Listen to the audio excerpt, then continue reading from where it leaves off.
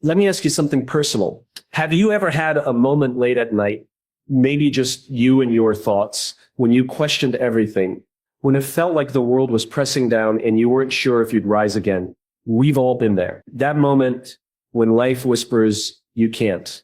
The mental strength is what answers back. Watch me. But here's the truth. Mental strength isn't something you're born with. It's built. And anyone can build it. Today, I want to walk with you through 5 powerful ways to become mentally strong. Not in theory, in life. We live in a world obsessed with comfort. We design our homes, our technology, and even our daily routines around avoiding discomfort. We're told that happiness comes from ease, that success should be smooth, and that if it's hard, something must be wrong. But the truth, one that many never want to face, is that the very thing we try so hard to escape is the one thing that makes us unshakable. Pain, adversity, failure. These are not detours on the road to greatness. They are the road. We've been conditioned to believe that discomfort is the enemy, that if we're struggling, we must be doing something wrong. But that's a lie. Struggle is not a sign of weakness. It's a sign that you're growing, that you're pushing the limits of who you were yesterday, stepping into the discomfort of who you're becoming today. Think about it. Growth never happens on the couch. It doesn't happen in the safety of routine. It happens in the gym, when your muscles burn and your mind tells you to quit. It happens in the silence of rejection, when your work is turned down, your voice is unheard, and you feel like giving up but don't. That's where it happens. That's where you forge strength. Not just physical strength, but the kind of strength that can't be seen. The kind that shows up when life gets loud and uncertain. The kind that keeps you standing when everything inside you wants to run. Look at the Navy SEAL. These are some of the most elite human beings on the planet, but they don't earn that title through ease. Their training hell week is designed to break them. Sleep deprivation, freezing temperatures, physical exhaustion to the point of hallucination. And every moment they're asked just one thing. Will you keep going? They're not looking for perfect athletes. They're looking for people who choose to show up through pain. Because that's what mental strength really is. It's a choice. The choice to keep walking when the path disappears. The choice to stand when it would be easier to collapse. But this isn't just about soldiers. This is about all of us. The business owner who's down to their last dollar. The parent fighting to stay strong for their child. The dreamer with 12 rejection letters and no sign of hope. It's easy to celebrate success, but the true measure of strength is what you do in the valley. When no one's watching. When the applause is gone, and all you have left is the echo of your own heartbeat telling you to fight one more day. Take J.K. Rowling. Before she became a global name, before a boy wizard changed the world, she was a single mother, living on welfare, struggling with depression, and facing rejection after rejection. But she didn't let the struggle stop her. She didn't wait for conditions to be perfect. She wrote anyway. She poured her pain onto the page. And in doing so, she transformed not only her life but the lives of millions. Not because she avoided struggle, but because she faced it. She accepted it. She used it. You see, the mentally strong don't pray for the storm to pass. They prepare themselves to endure it. They don't romanticize hardship, but they don't resent it either. They understand that life will hurt, and rather than resist that reality, they embrace it. They whisper to themselves in the dark, "This is hard, but so am I." There's a quiet power in that statement. It doesn't pretend that struggle isn't real. It doesn't pretend you won't feel pain, or fear, or doubt. But it reminds you that inside of you, there is something stronger than what you're going through. That your worth is not measured by how little you suffer, but by how deeply you grow through what you suffer. That's what resilience is. It's not a flashy moment of triumph. It's not the final scene of a movie when the hero wins. It's the countless invisible choices to keep showing up, to keep believing in something better. Even when everything in your world is falling apart. It's being knee-deep in chaos, and still finding a way to move forward. Inch by inch, breath by breath. And here's the beautiful part. Struggle is not something to be ashamed of. It's not a flaw in your story. It's the fire that refines it. It's what takes the raw material of who you are and turns it into something extraordinary. Your scars are not your shame. They're your strength. They are proof that you faced something that could have broken you and did. So when life gets hard, and it will, don't shrink, don't hide, Don't wait for the storm to end. Walk into it. Because inside that storm is your transformation. Inside that chaos is the version of you that you were always meant to become. The world doesn't need more perfect people. It needs more real people. People who know how to fall and get back up. People who aren't afraid to feel pain, to cry, to scream, to fail, and to still keep moving. That's the kind of strength that inspires others. That's the kind of strength that changes families, communities. So next time you find yourself in a moment of doubt, a moment of darkness, remember this. The struggle is not the enemy. It's the invitation. It's the teacher. It's the moment that asks, who are you willing to become? Answer with courage. Answer with heart. Answer by stepping forward through the storm, through the pain, through the fire, knowing that every step, no matter how difficult, is taking you closer to the person you were born to be. So much of our pain comes not from what happens to us, but from our fight against what we can't control. We spend so much time trying to rewrite the past, change people's minds, predict every outcome, fix everything before it falls apart. And in that desperate effort to grasp the ungraspable, we lose something far more precious, our peace. The truth is, life will always hand us chaos, disappointment, heartbreak, unexpected loss. They don't ask for permission before they show up. But in every storm there's a moment of choice, a fork in the road, where you decide, will you be consumed by what you can't control, or will you reclaim your power by focusing on what you can? Mental strength isn't about pretending to be invincible. It's not about pretending things don't hurt. It's about the clarity to know where your energy belongs, and more importantly, where it doesn't. There's a powerful story of a man who lost everything in a wildfire. His home, his savings, decades of memories reduced to ash. But when asked how he was doing, he didn't speak in bitterness. He didn't curse fate or retreat into blame. Instead, he said something remarkable. The fire took things, but it didn't take me. I still get to choose who I become now. That's power. That's strength. Not in controlling the fire, but in choosing who you are on the other side of it. You see, you don't get to control the weather. You can't stop the storms, but you do get to decide how you sail your ship. You can choose your direction, your attitude, your response. You can choose whether you become bitter or better, whether you stay stuck in what was or step into what's next. This isn't easy. Our instinct is to hold on tightly, to people, to plans, to the illusion that we're in charge of it all. But the tighter we hold, the more we break. Mentally strong people know this. They don't waste time blaming others. They don't let setbacks write their story. They channel their energy into what's still possible. Every day, you wake up with a finite amount of emotional energy. You can spend it trying to fix the unfixable, or you can invest it in what moves you forward. You can replay what went wrong, or you can start building what comes. One leads to exhaustion. The other leads to growth. You don't have to have control over everything to be powerful. You just have to control enough your choices, your mindset, your actions. That's where real strength lives. That's where your future begins. Here's a hard truth we often resist. Quick fixes don't build strong minds. They build fragile illusions.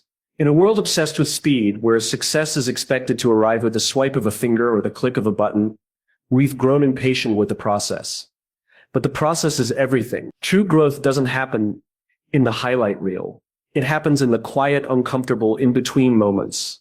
The ones nobody claps for. That's where greatness is born. Think back to the famous marshmallow test. It wasn't really about candy. It was about character. A simple choice, one marshmallow now or two later. And yet that moment held the blueprint for a much bigger truth. The children who waited weren't just delaying pleasure. They were making a decision to trust the future. They were building the foundation for self-control, resilience, and focused tools that shaped their entire lives. Years later, those same children weren't just scoring better grades. They were showing up differently in the world. Why? Because they'd learned how to delay gratification. That ability, that discipline, became their superpower. Discipline is a muscle. It doesn't show up fully formed. It gets built, torn down, and built again through repetition, discomfort, and choice. Every time you choose the harder path, every time you walk away from something easy because you believe in something greater, you strengthen that muscle. And over time, those small decisions, those moments when nobody's watching, become the very moments that define you. Look at the great Serena Williams. Didn't wake up one morning as a champion. Her greatness wasn't luck. It was reps. It was waking up when she didn't want to. It was pushing through injury, showing up after loss, and choosing purpose over applause. She wasn't chasing a trophy. She was committed to building a life that mattered. That's what it looks like to delay gratification. That's what it looks like to trade temporary comfort for permanent impact. And the truth is, that choice is available to every one of us. Not just the not just the prodigies. All of us. Every day we are handed a choice: comfort now or growth later.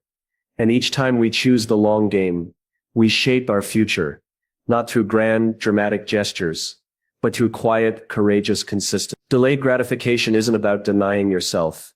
It's about honoring your potential. It's a powerful declaration that says, I believe in what's coming more than I need what's easy. When we begin to live like that, when we embrace patience not as a punishment but as a path, we stop measuring our lives in moments of reward and start measuring them in moments of growth. And that's when we truly begin to build something that lasts. Let me ask you something deeply personal, something most of us don't stop to consider. If someone you loved made a mistake, would you tear them down? Would you call them a failure, belittle their effort, or question their worth? Of course not. You'd remind them of their strength, their progress, their humanity. You'd hold space for their pain without making them feel small. So why then do we speak to ourselves in ways we'd never speak to someone we love? This isn't just about being nice to yourself. This is about survival. It's about endurance. Mental strength isn't defined by how much we can take. It's defined by how we talk to ourselves when we're at our lowest, when the world feels heavy, when the pressure builds, when failure seems inevitable. Those are the moments when your inner voice matters most. And if that voice is harsh, critical, unforgiving, you're not building toughness. You're eroding your own foundation. There's science behind this. A 2014 study from the University of Michigan revealed something incredibly powerful. When people use their own name in self-talk, "You've got this, Amanda. Keep going, James," they performed better under pressure. Their stress dropped. Their confidence grew. It's not magic. It's not fluff. It's neuroscience. Creating emotional distance between the self and the moment allows us to access clarity, to engage with ourselves as if we're someone worth rooting for. Because we are. Self-compassion isn't weakness. It's fuel. It's the quiet strength behind every person who chooses to rise again after falling. It's the difference between quitting because you feel unworthy and trying again because you know your worth isn't defined by the outcome. The most resilient people aren't the ones who never doubt themselves. They're the ones who know how to lead themselves through doubt with grace. We've been taught that being hard on ourselves is a badge of honor, that toughness means pushing through with grit and silence. But true strength whispers in a different tone. It says, I see you. You're hurting, but you're not done. You've failed, but you're not a failure. Get up. Try again. That's what the strongest minds sound like. Not a drill sergeant barking orders, but a trusted friend guiding you through the storm. You wouldn't abandon someone you love just because they stumbled. You wouldn't reduce their whole identity to one bad day. You'd see the bigger picture. You'd remind them that they are so much more than their mistakes. That same grace, that same belief, must be offered inward. Because when your inner voice stops tearing you down and starts lifting you up, you tap into a power that no setback can break. When your self-talk becomes your source of strength, you don't just survive adversity, you lead yourself through it. And that's the kind of strength the world needs more of. When we talk about true mental strength, we often imagine grit, resilience, and determination. But these are not standalone traits. They don't exist in a vacuum. They are fueled by something deeper, something more powerful than talent, intelligence, or even discipline. That fuel is purpose. And until you understand your why, the how will always be harder than it has to be. Mental strength is not about pretending everything is okay. It's not about denying pain or pushing through without feeling. It's about carrying that pain with meaning. It's about finding the deeper reason that keeps you standing when everything else is falling apart. Think of the person who wakes up every day to face another round of chemotherapy, not because they enjoy the pain, but because they want to walk their daughter down the aisle. Think of the teacher in an underfunded school who stays late every night, not for the paycheck, but because they believe one student, just one, might change the world. That's the kind of strength that doesn't come from willpower alone. It comes from a mission, a fire inside. Purpose is what lifts us out of bed on the hardest mornings. It's what carries us through the silence when no one else understands our battle.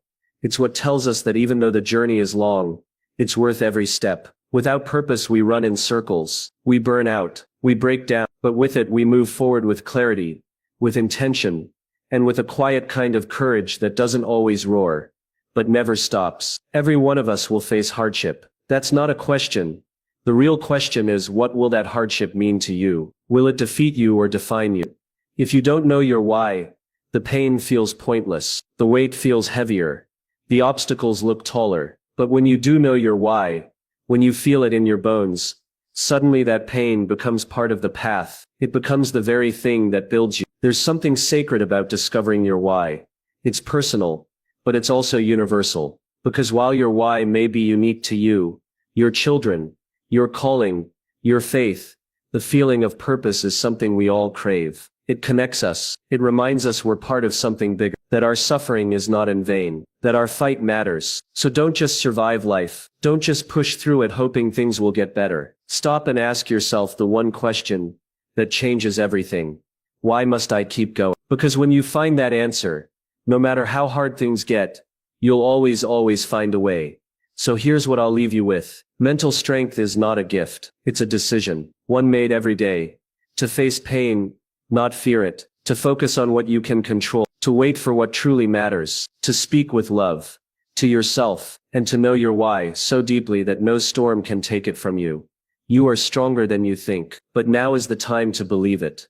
Because the world doesn't just need more tough people. It needs people who are strong in mind, clear in purpose, and full of heart.